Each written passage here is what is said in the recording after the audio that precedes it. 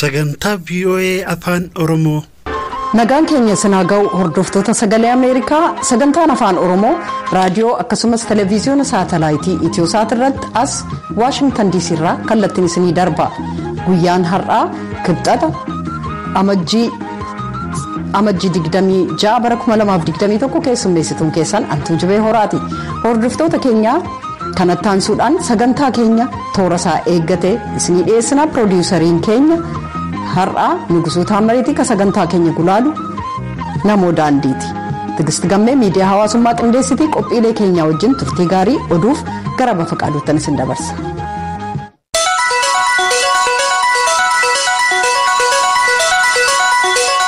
Akka mul'atan oduun har'aaf qabnu kunooti. Koreen fannoo diimaa addunyaa ji'a fulbaana darbee asii yeroo jalqabaatii fi gargaarsa fayyaa atattamaan barbaachisan roobii har'aa xiyyaaraan Maqaleetti geessuu isaa beeksiseera. Gargaarsi qorichaa fi wanneen eegumsa fayyaatiif barbaachisaa ta'an kun kan Maqalee akka galan taasifame gargaarsa aanga'oota mootummaatiin akka ta'e kan ibse koreen fannoo diimaa addunyaa gargaarsichi hospitaalotaa fi buufataalee fayyaa adda addaatti akka atattamaan raabsamu eereera. Jiila koree fannoo diimaa addunyaa kan Itiyoophiyaa kan ta'an Appooloo Baaraasaa gargaarsi amma taasifame kun lubbuu namootaan 10,000 lakkaa'amanuu kan baraaru akka ta'e ibsanii gargaarsi barbaachisaa ta'e kun akka itti fufus himaniiru. Gargaarsi xiyyaaraan fe'amaa jiru kun guyyoottanii fi torban dhufu keessa akka itti fufu kan ibse koreen fannoo diimaa akkaataa haalli nageenyaa eeyyameen konkolaataadhaanis akka itti fufu hime gargaarsi dhaabbatichaa naannoo Amaaraatii fi naannoo Affaar keessattis akka itti fufu beeksiseera. Hojjettoonni fayyaa kaaba Itiyoophiyaa keessa jiran haala rakkisaa ta'e keessa fedhii namootaa guutuudhaaf tattaafachaa akka jiran kan ibsan obbo Appooloo Baaraasaa gareewwan walloliinsa keessa jiran hunduu gargaarsa namoomaatiif akka haala mijeessan gaafachuu isaanii ibsi koree fannoo diimaa addunyaarraa ba'e kun beeksiseera. Muummichi ministeeraa mootummaa Itiyoophiyaa Dr. Abiyyi Ahmed walwaraansa ji'oottan 15 darbaniif taasifamaa jiruu fi furmaata kennuudhaaf garee adda bilisummaa uummata Tigraay waliin marii taasisuu akka yaadan ibsuu isaanii maddi oduu Associated Press dura taa'aa koree lammiilee Itiyoophiyaa warreen biyyoottan alaa keessa jiraatan yookaan diyaaspooraa kan ta'an obbo Masfin Taganuu waabeffachuudhaan gabaaseera. Dura taa'aan qaama Ameerikaan Itiyoophiyaan Public Affairs Committee jedhamu obbo Masfin Taganuu sanbata darbe marii sa'aatii 5 fi muummicha ministeeraa waliin taasisan ilaalchisuudhaan mariin fedhii uummata Itiyoophiyaa eegsisuu irratti hundaa'e akka taasifamuu danda'u muummichi ministeeraa ibsuu isaanii himaniiru. Ibsa dura taa'aan koree kanaa kennan irratti mootummaa Itiyoophiyaa yookiin adda bilisummaa uummata Tigraay irraa deebiin yookiin ibsi kenname akka hin jirre Associated Press gabaaseera. Torbawwan darbanii fi mana hidhaa keessa kan ture barreessaa beekamaa Mo'aa Badhaasaa fi qeeqaa mootummaa Ugaandaa kan ta'e Kakweenza Rukraa Baashaajaa qibxata kaleessaa mirgi wabii isaa eegamee mana hidhaatii akka ba'u manni murtii eega ajajee booda humnoonni mootummaa Ugaandaa mana hidhaa inni keessa ture keessaa fuudhanii bakka hin beekamnetti geessuu isaanii abukaadoon isaa himuu isaanii gabaasni Alumaa Atumaanii Kaampaalaa irraa ergite ibseera. Ajaja mana murtii mana hidhaa Kitaaliyaa jedhamutti yemmuu geessan akka maamilli isaanii mana hidhaa keessa hin jirre itti himamuu isaa kan ibsan abukaadoo Iroonkiizaa akka jedhanitti. And hearing has not begun because the state is not ready. It will never be ready. Qondaalonni mana hidhaa akka inni mana hidhaa keessa hin jirre beeksisan. Konkolaataa mana hidhaa keessaa ba'aa turetti quba qabuudhaan akka waan konkolaatichi fuudhee deemetti eeran. Maqaa isaanii dhoksuudhaan akka ibsanitti konkolaataa lakkoofsa gabatee hin qabneen kan fudhatee deeme miseensota ajaja humna addaa Ugaandaa yookaan SFCT. Waraqaa wabiin akka inni ba'u ittiin ajajames sarbanii deeman. Jedhan abukaatoon isaa. Dhuma ji'a muddee keessaa kan qabame barreessaan kun bakka hin beekamne keessatti hidhamee erga ture booda pirezidaantiin biyyattii Yuweerii Museveenii filannoo bara 2026 booda aangoo isaanii ilma isaanii Leetenaa Jeneraal Muhooziitti dabarsanii kennuu danda'u waan jedhu barreessuu isaatiin himannaan erga irratti dhiyaate booda gara mana hidhaa amma keessa turetti dabarfamee ittuu jiru qibxata kaleessaa manni murtii akka wabiidhaan gallakkifamu ajaja kenne. Haa ta'u malee humni addaa mootummaa mana hidhaa sana keessaa baasee bakka hin beekamnetti dabarseera. Maamilli isaanii akka mana hidhaa keessaa fudhatame kan mirkaneessan abukaadoon isaa maal akka gochuu yaadan gaafatamanii gara mana murtiittan deebi'aa jedhaniiru. Barreessaan kun kitaaba asoosamaa malaammaltummaa yookaan kancila irratti xiyyeeffate barreesseen waggaa darbee badhaasa idilee addunyaa peen piriinter jedhamu nama moo'eedha.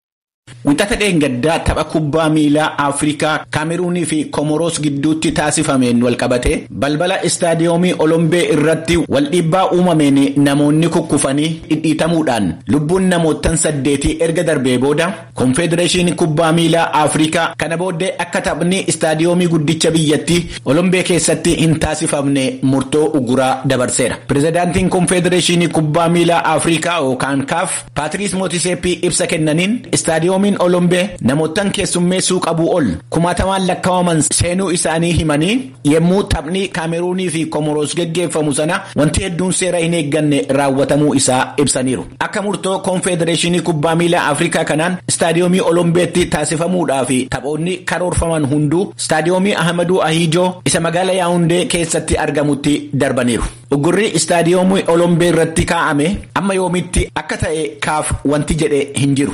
Balaan lubbuu namootan 8 galaafate namootan 38 ol irratti miidhaa geessise. Sababni isaa maaliin akka ta'e mootummaan Kaameruunii fi CAF ammayyuu qorataa akka jiranu ibsaniiru. Kun sagalee Ameerikaati.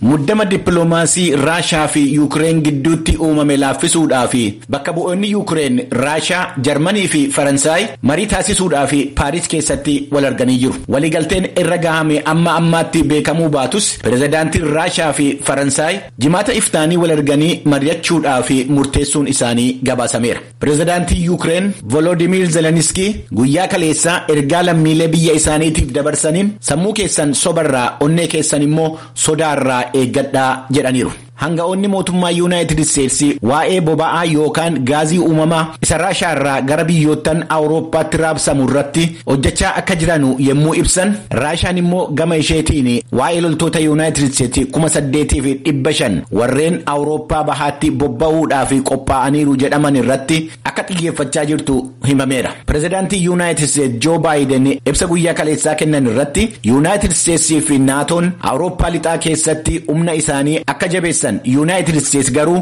waraana ishee gara Yuukireenitti akka hin ergine himaniiru. Raashaan waraana ishee 100,000 fi 27,000 ta'u daangaa Yuukireen irraa fageessuu qabdi isa jedhu yaada biyyoottan lixaa fi naatoo walta'iinsa humna waraanaa biyyoottan lixaa Awurooppaa lixaa fi walakkeessaa keessatti miila isaa diriirfachuu dhaabuu qaba. Yuukireen miseensa naatoo ta'uu hin qabdu isa jedhu yaada Raashaa gidduutti waliigalteen waan hin argamneef muddamichi akka itti fufetti jira. Oduun har'aaf qabnu kanuma.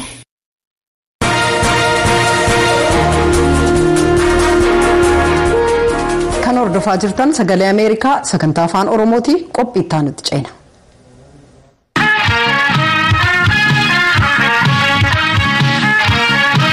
Itoophiyaan weerara COVID-19 ittisuuf yaalii gootuun cinatti sababaalee wal waraansa sanaan kan manca'an waaltaalee eegumsa fayyaa deebistee ijaaraa jirti jechuudhaan ministeerri eegumsa fayyaa beeksisee jira. Ministeerrittiin eegumsa fayyaa Dr. Liyaa Taaddasee gaazexeessotaaf ibsa kennaniin dhaaboliin michoota ta'an meeshaalee hafuura baafatu kan harki namaa hojjete 100 Itoophiyaaf arjoomaniiru. Tajaajila eegumsa fayyaa kana oduu doolaara Ameerikaa 600 ol baasii taasisuudhaan bitame jedhameera. Tsaayii Daamxootu gabaase. Itoophiyaan yeroo ammaa dambalii weerara COVID-19 afuraffaa keessatti argamtii jedha ragaan ministeera fayyaa Itoophiyaa irraa argame. Yeroo ammaas namoonni 350 ol ta'an wal'aansa hordoffii cimaadhaaf dhaabbilee fayyaa keessatti argamu sababa COVID-19tiin. Kanaafis ittisa vaayirasii kanarratti haalaan hojjechaa jirti Itoophiyaan dhaabbilee deeggartootaa fi tola ooltotaa waliin jedhan ministeerri fayyaa Dr. Liyaa Taaddasee.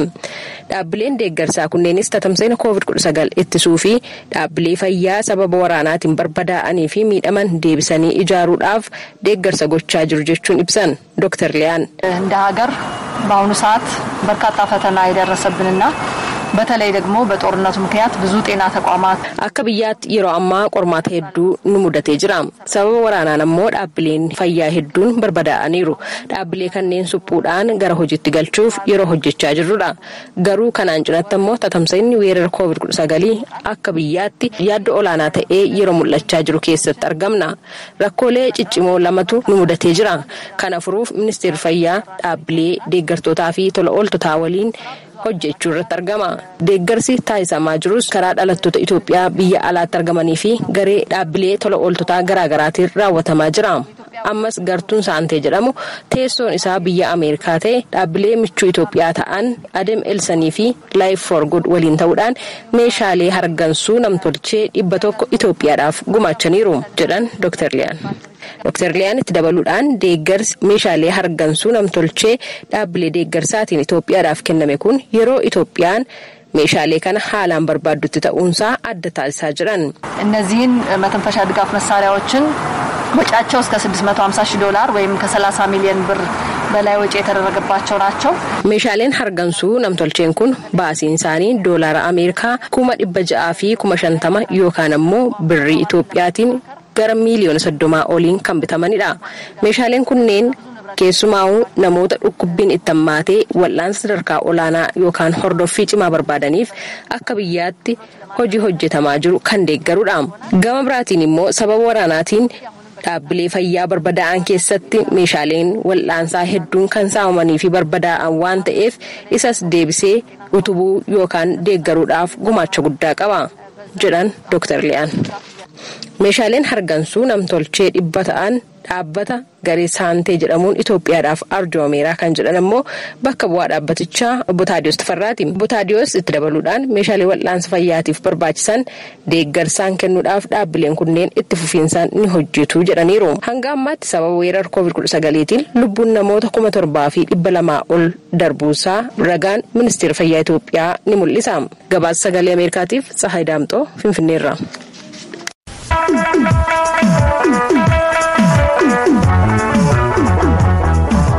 Deeggartoonni waraana Burkina Faso fonqolcha mootummaa wixata darbe biyyattii keessatti gaggeeffame deeggaruun hiriiran. Waraanni hidhattoota Islaamaa dhabamsiisa abdii jedhu qaban. Xiinxaltoonni gama isaaniin fonqolchi mootummaa gaggeeffameef yaaliin ajjeechaa pirezidaantii biyyattii irratti ta'e biyyattii gara tasgabbii waariinsa qabuuf deemokiraasiitti deebisuu isaa irratti yaaddoo qabu. Gabaasaa guutuu jaalannee dhiyeessa. Wixata darbe galgala buufata televiziyoonaa biyyattii ega to'atanii booda gareen loltoota 14 qabu gama foddaa televiziyoonaan dhaamsa kana fudhatanii dhiyaatan. Au regard de la dégradation continue de la situation sécuritaire, haalli nageenya biyya keenya keessaa gad adeemaa buluu fi qajeelfamni biyyi kun irratti bu'uureffamte irratti sodaan waan uumameef akkasumas pirezidaantiin biyyattii Koboreen lammiiwwan biyyattii gidduutti tokkummaa uumuu hin dandeenye jedhan. Loltoonni kun akka jedhanitti aangoo qabatanii mootummaa Koboree diiganiiru. Fincilli guyyaa lamaaf waraanaan gaggeeffame bulchiinsa pireezidaan Koboree kan waggaa 6 xumuratti tolche.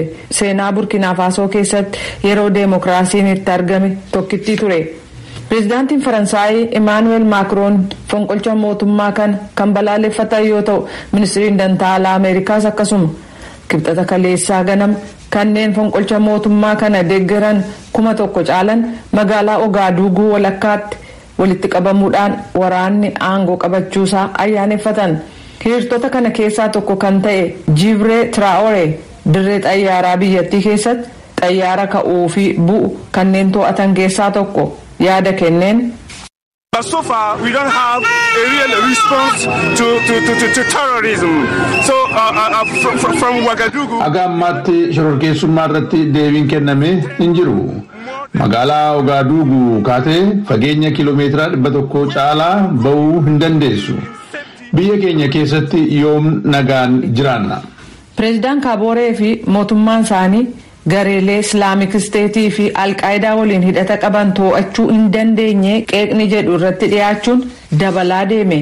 Waggaa dabre doorsisi shororkeessotaa biyya ollaa taate Maalii keessatti waraanni akka mootummaa garagalchuu kakaase.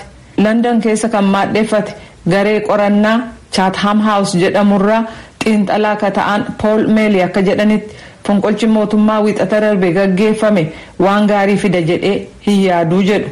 So it doesn't really do anything to take the country forward in terms of stability and organising a response either to the security crisis. Fonqolchi mootummaa Burkina Faso keessatti gaggeeffame biyyattii tasgabbeessuuf akkasumas deebii qindaa'ina qabu gama argamsiisuun waan gumaache hin qabu. Kunis rakkoo nageenyaa yookiin gama siyaasaan attamitti gara fuulduraatti adeemuun akka danda'amuuf waan gumaache hin qabu. Sababiin isaas jedhan dhaabbatoonni heeraa hojii dhaabaniiru. Kanaaf biyyattiin uggura ECOWAS jala seenuuf carraa qabdi jedhan.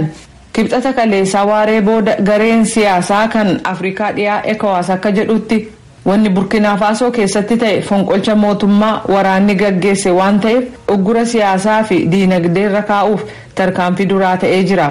ECOWAS dhiyeenya kana maaliirra uggura kan kaa'e yoo ta'u sababiin isaas hoogganoota waraanaatu ce'umsa gara bulchiinsa siviilotaatti ta'u waggaa 5 dheeressee ka jedhu. Hariiroo alaa ilaalchisee kaawunsilii Awurooppaa keessatti xiinxalaa ka ta'an Andrew Lebovich akka jedhanitti. I think it's a bit too early to say what's going to happen in terms of democracy for the new military leadership. Akka ani yaadutti hoogganni waraanaa inni haaraan kun gama dimokiraasiin maal akka qabu dubbachuudhaaf yeroon isaa hin geenye. Yeroo dhiyoo keessatti aangoo dabarsanii kennu jedhees hin yaadu. Waan kutaa sana keessatti baratame giimii fi maalii yoo ilaalle yeroo ce'umsaatu barbaachisa jechuun yeroo isaa dhiibu. Loltoonni aangoo qabatan kun eenyu pireezidaantii Burkina Faso akka ta'u kan hin labsine yoo ta'u pireezidaantichi duraanii Kabooreenis eessa buuteen isaanii hin beekamin jira.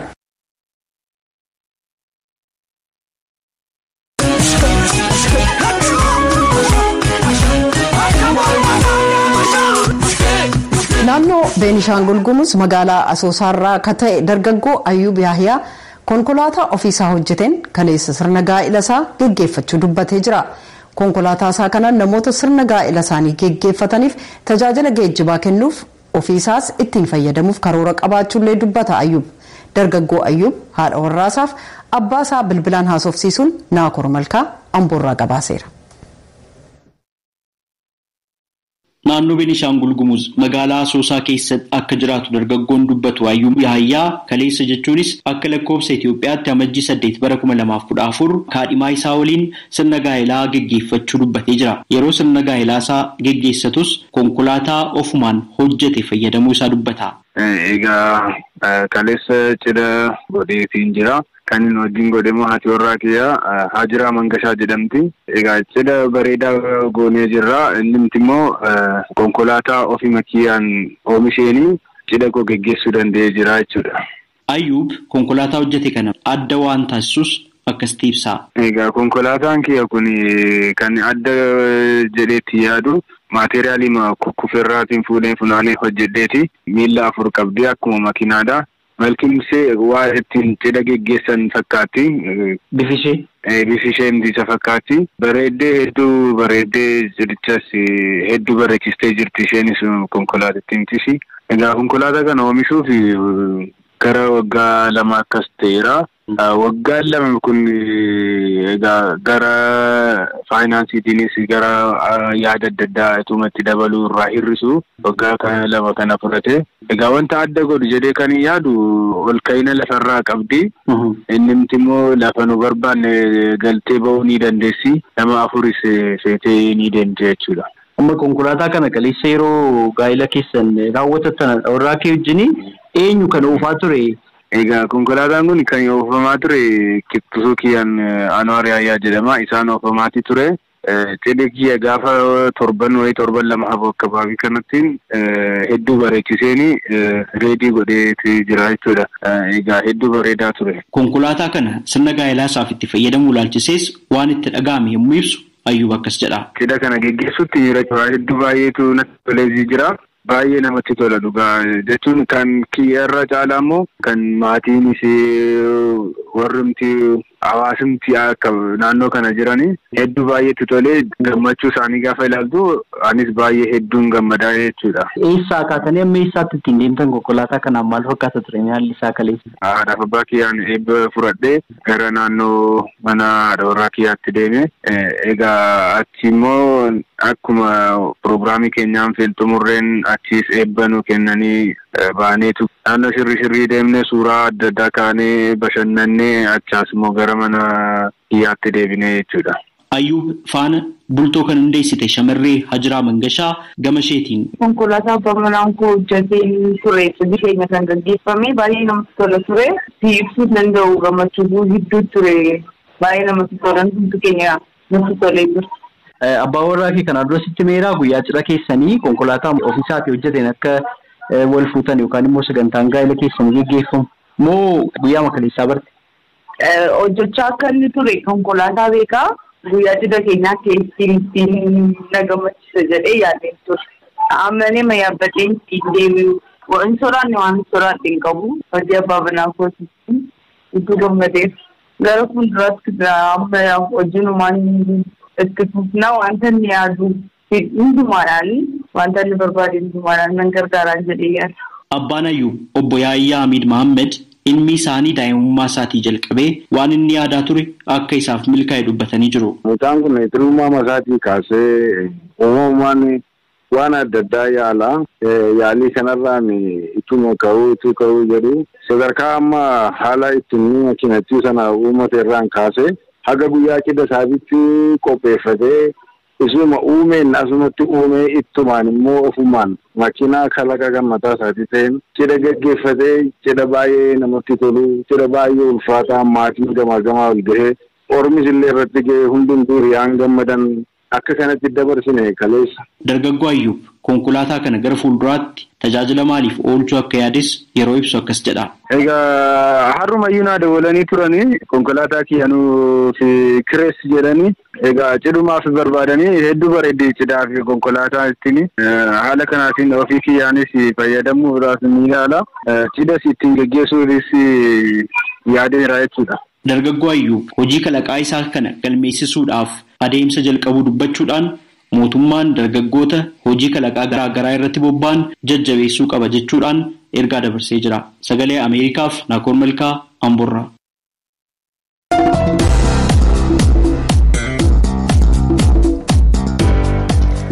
Teeknooloojii sagaleedhaan ajaja fudhataniif dabarsan kan akka Siiriif Aleksaa jedhaman naannoo addunyaa keessatti akkaan beekamaa dhufaniiru. Afrikaa keessatti garuu sababa afaan hedduun dubbatamuuf gama dijitaaliin rakkoo keessa jiru. Rakkoo kana furuuf qorattoonni Afrikaa hangi tokko kan akka afaanota biyya ofii keessaa kan akka afaan Yaarubaa beekuuf barsiisuu meeshaa dandeessisu uumaa jiran. Timootii Obeezuutu Abujaarraa gabaasee kunoo. Timootii Obeezuu Abujaarraa akka gabaasetti barsiisaan afaan Yaarubaa Oluwafemii Awusaanyaa waggoota 10f barnoota afaanii barsiisan. Garuu barumsa barsiisan gara marsariitiitti dabarsanii barattoota ofiif uumuu hin dandeenye. Sababiin isaas teeknooloojiin afaan Yaarubaa hubatu waan hin jiraanneefi. Yoruba language is a language that has to do with science. It comes with a lot of science at the top. Afaan Yaarubaa afaan innaa barreeffamu mallattoo ofirraa qabu. Kanaaf hedduu hojjechuun qaba. Innaa an qabsiisa koo barreessu sagantaa kompiitaraa Microsoft Word jedhamu irratti barreessa. Sanuma irratti innaan barreessu jechooti koo sirrii miti jedhee jalanaaf sararaa jedhan. Awusaanyaan marsariitii irratti otuu ol hin fe'in dura qabsiisa isaanii sa'aatilee hedduuf gulaaluu qabu. Afrikaa keessa guddinni teeknooloojii jiraatus afaan kan akka Yaarubaa kan Naayijeeriyaa keessaa hedduun dubbatan qiyyaafata dhabanii ijoollee miidhaa jira jedhan.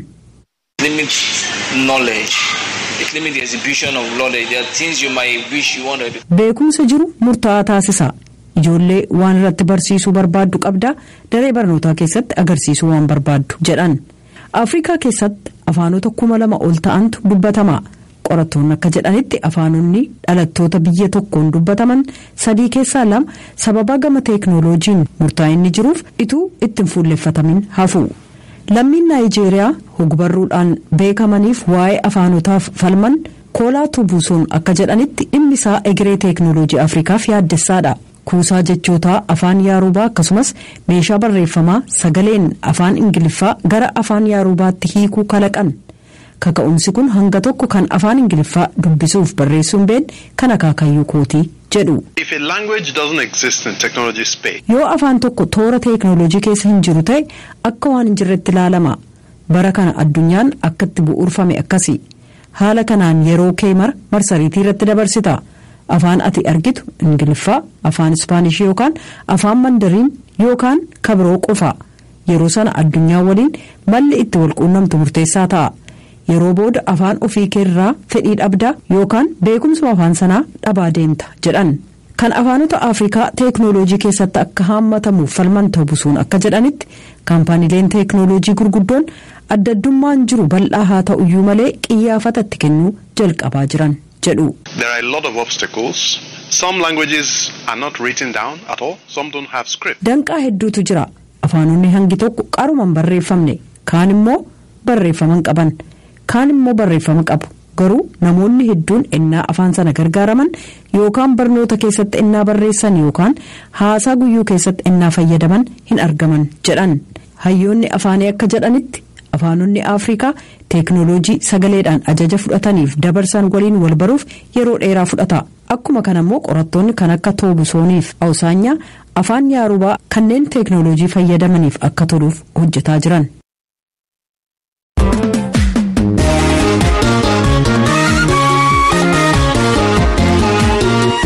Kan hordofaa jirtan sagalee Ameerikaa sagantaa afaan Oromooti. Qophii itti aanutti ceena.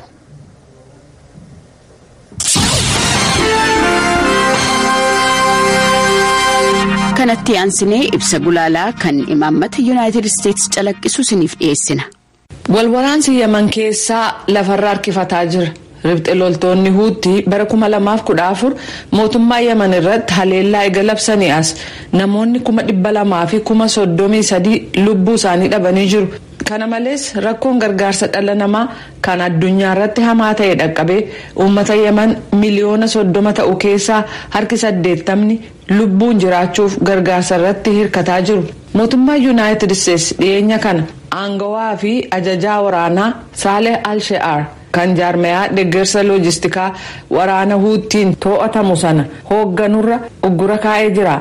Ministiriin maallaqaa akka jedhutti Al-She'aar hoogganaa Huutii kan ta'e Abdul Malik Al-Huutii waliin hidhata dhiyoo kan qabu yoo ta'u qabeenya ribxe loltoonni Huutii Yaman keessaa qaban kan doolaara miliyoona 100 caalu humnaa fi sodaachisuu dabalatee tooftaa seeraan alaa adda addaan gargaaramuun to'ateera. Qabeenyaan kun kanneen Huutii morman biraa kan sassaabame waraanni Huutii yaalii gochaa jiraniif akka itti gargaaraman ta'ee tasgabbii dhabiinsa hammeessuun rakkoo hamaa uummanni Yaman duraa kaasee keessa jiru daran hammeessaa jedha ministiriin maallaqaa ibsa baaseen. Lammiiwwan Yaman Al-She'aar qabeenya isaanii saamuuf yaalii ennaa taasisu yoo didan humnaan gargaaramee ega isaan hidhee booda akka isaan tole jedhan taasisa ture. Kanneen diddaa hammeessan immoo Al-She'aar hidhee waajjira nageenya biyyoolessaa kan Huutiin to'atamu keessatti yeroo haaganaaf jedhamee hin murtoofneef hidhee sobaan basaastota jechuun maqaatti kennaa jedha ministiriin maallaqaa kun. Saaleh Al-She'aar qondaala waraanaa ka qabeenya lammii Yaman jalaa hatuun walitti bu'iinsa gaggeeffamu akka itti fufu gochuuf jecha saaminsa gaggeessuusaaf itti gaafatamaadha jechuun waajjira qabeenya biyya alaa keessa jiru to'atuuf daayirektara akka ta'an Andiriyaa Gaakii barreessanii jiran.